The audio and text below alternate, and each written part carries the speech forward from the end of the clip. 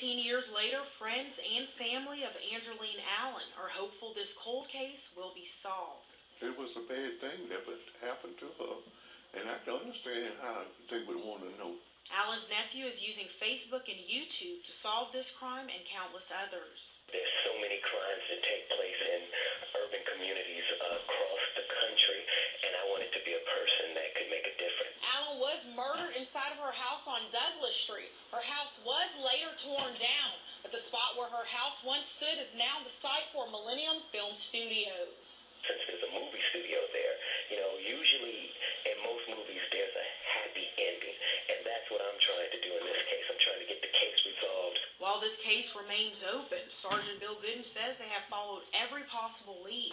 He welcomes any help that social media might provide. We live in a digital, cyber age, and anything that is legal, moral, and ethical, we are behind 110%.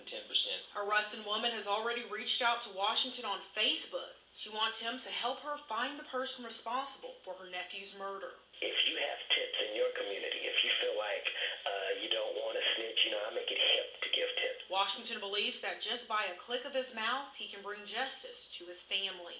In Shreveport, Markel Sinet, NBC 6 News.